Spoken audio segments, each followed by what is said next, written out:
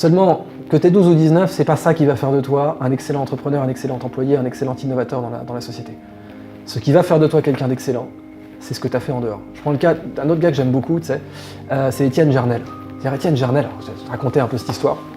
Moi, j'ai écrit au Point. Et j'ai fait 2 fois la couve du Point.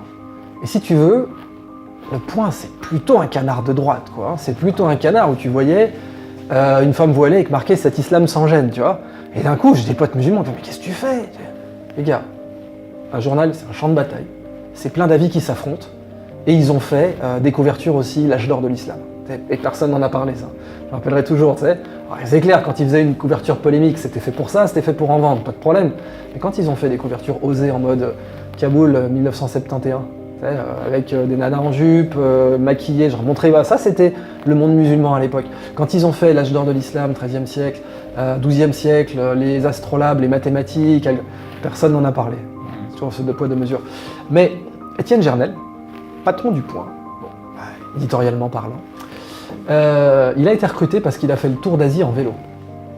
Donc en fait ça s'est passé comme ça, tu avais Franz-Olivier Gisbert qui a vu défiler des tonnes de premiers de la classe à la con. Alors t'as Étienne Jarnel qui rentre dans son bureau, bon, me dites pas que vous avez fait Sciences Po, me dites pas, je viens d'en voir mais des dizaines, bon, allez, dites-moi un truc spécial sur vous. Ah bah c'est très simple monsieur, je viens de faire Vladivostok-Paris en vélo. Ok, vous commencez demain. Ça, c'est la vraie vie. Parce que moi, je ferais beaucoup plus confiance à un mec qui a fait Vladivostok-Paris en vélo qu'à un mec qui a dit « Ah, vraiment là, j'ai été major sur le petit cours du professeur Denis, là. Ah, vous allez voir. » Bon, ça, moi, ça me... Tu sais, je suis chef d'entreprise, hein, ça fait 10 ans que je suis chef d'entreprise. Donc, des CV, j'en vois passer tous les jours. Recruter des gens, c'est mon métier. Les virer aussi, hélas, ça fait partie des nécessités quand tu es chef d'entreprise. Surtout quand tu l'es en Suisse où les salaires sont très élevés. Tu peux pas te gourer. Hein. Si tu t'es gouré sur un employé, tu le payes, mais cash, instant. Bon. Et c'est là que je vois les employés, typiquement sortis d'école, qui ont une estime d'eux-mêmes complètement délirante. On leur a dit, tu sais, t'es la crème de la crème, t'es l'élite et tout. Comme on avait dit certainement aux officiers de Dien Bien Phu au Vietnam, vous êtes la crème de la crème, vous pouvez pas perdre. Ouais, t'as un paysan là, ancien instituteur qui t'a mis la branlée du siècle, accepte-le quoi, apprends. Une parade militaire défile à Dien Bien Phu à l'occasion du 60e anniversaire de la victoire contre les Français. Le 7 mai 1954, l'armée coloniale était battue dans la capitale provinciale située au nord du Vietnam. Le pays était à l'époque une région de l'Indochine.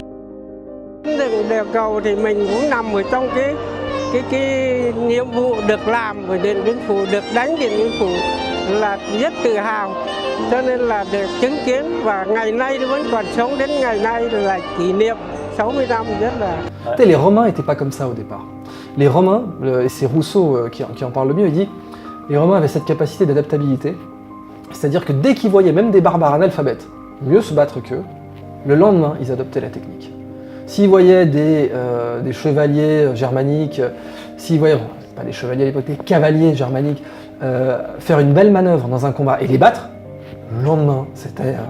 c'est pas le lendemain, pourquoi ils ont triché, non, c'était le lendemain, pourquoi on a perdu. Et pourquoi ils nous ont battus, et comment on va reproduire ça. Et la supériorité de l'armée romaine, c'est ça.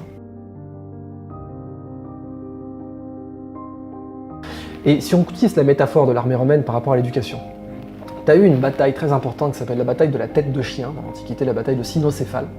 La bataille de Cynocéphale, elle va démontrer la supériorité d'un soldat léger sur un soldat lourd. C'est très beau, comme cas. Tu as les phalanges grecques. Phalanges grecques, c'est des lances de 4 mètres. Les gars, ils sont lourds, quoi. Hein. Bon, t'as ta lance de 4 mètres, ton bouclier, ta cuirasse, ton casque et tout. Et en face, t'as l'ancêtre de la Légion romaine, avec un petit pilum. Ça fait même pas la taille d'un humain. Enfin, si, ton pilum doit être un peu plus lent, mais 2 mètres, on va dire, bon, par rapport à une phalange de 4 mètres. Bon, ils les ont éclatés. C'est la manifestation, si tu veux, de la supériorité, de la légèreté de la Légion romaine, parce que plus adaptable. L'éducation, c'est ça. Aujourd'hui, un élève, on lui met armure sur armure, on lui met des trucs, on lui fait faire des cours qui vont pas lui servir. Faut être honnête, ça ne va pas lui servir. Parfois, ça va le dégoûter. Donc mais en même temps, on est là pour te parler de la tradition éducative. Oh, la tradition, la phalange grecque, c'est la tradition. Et pas n'importe laquelle, c'est Alexandre le Grand, mec. Comment tu veux discuter ça? En France, c'est Napoléon. Napoléon, les grandes écoles, c'est Napoléon. Bon, Napoléon, il est mort, hein, mais c'est les grandes écoles, c'est Napoléon. Cette tradition napoléonienne, elle est sacrée en France. Donc, on va te charger la mule en te mettant une armure, en te mettant un casque, en te mettant une lance de 4 mètres de long.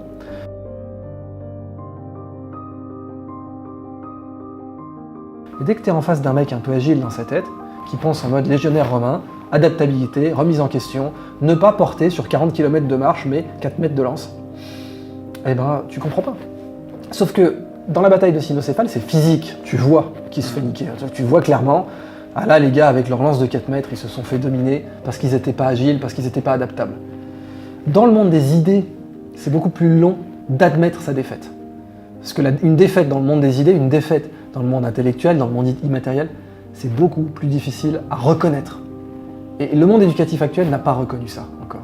Alors t'as quelques pionniers, genre l'école 42 avec Xavier Niel, etc., qui est basée sur l'idée de dire pas de lance de 4 mètres.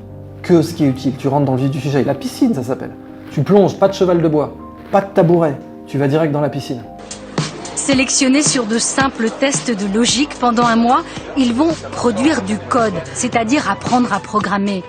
Ils sont 700 candidats, entre 18 et 30 ans, et ils viennent de tous les univers. Certains n'avaient jamais vu de programme informatique de leur vie. Moi j'avais jamais codé avant, je galère un peu à suivre mais je me noie pas, je continue à nager, je me noie pas.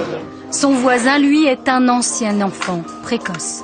Tous autant qu'on est ici, on a des histoires compliquées où le système éducatif français, on va dire classique, ne fonctionne pas forcément. Donc là, on est sur des cas concrets où on a réellement besoin d'apprendre parce qu'on a besoin de l'appliquer tout de suite. Et là, ça rentre, et vite. Car ici, pas de cours, pas de professeur, mais un apprentissage par l'expérience.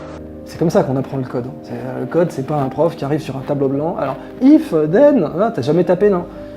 Ça, c'est pourri, ça, comme méthode d'enseignement. Bon, c'est en train de changer. Moi, c'est évidemment ça que je défends.